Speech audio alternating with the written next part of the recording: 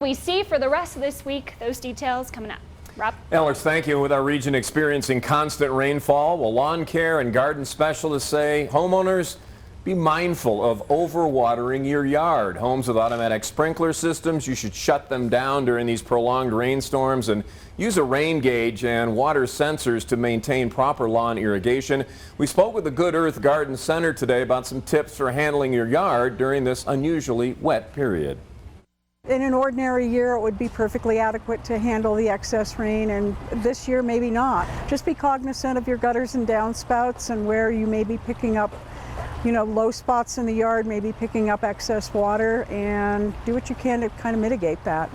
And the Garden Center folks say that you need to be careful working in your yard during the heavy rainfall to avoid compacting soil, which can affect plant growth. With all this rain, you may also notice even more potholes on the streets. The moisture can seep into the cracks on the road. If the water freezes overnight and then thaws out, well, the pothole is born. Once the rain clears up, you may see more crews on the road repairing those potholes. According to CDOT, it costs around $60 per square yard to fix.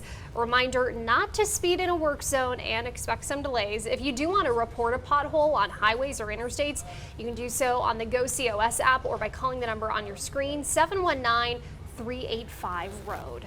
Now to our continuing coverage, and many Coloradans, we have been shocked at the recent rise in our property values. This Thursday is the final day to submit an appeal to your county assessor's office. Here with a look at that process is News 5's Devan Karp.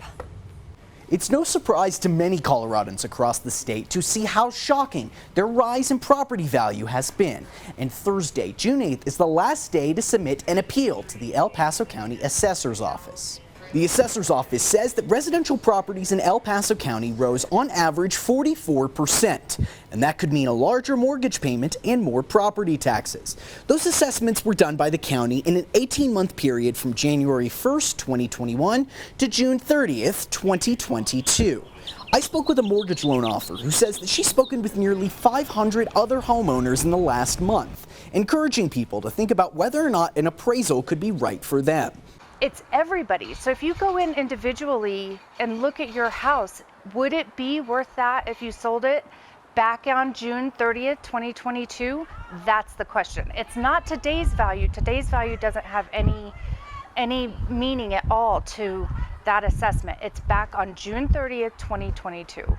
Looking at information about other houses in your neighborhood, getting data on your bedrooms, how many bathrooms you have, square footage, any additions you've made to your home can all be valuable information in deciding whether or not you choose to appeal. She says a large reason for these higher property values is the way the process was done. Now, the part that is the problem with this assessment is that they did it on a mass appraisal. And so they didn't take each individual home and do an assessment on them.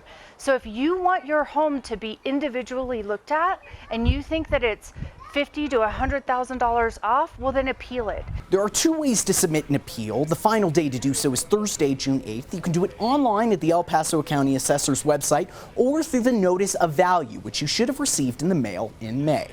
Reporting in Colorado Springs, I'm Devan Karp, News 5.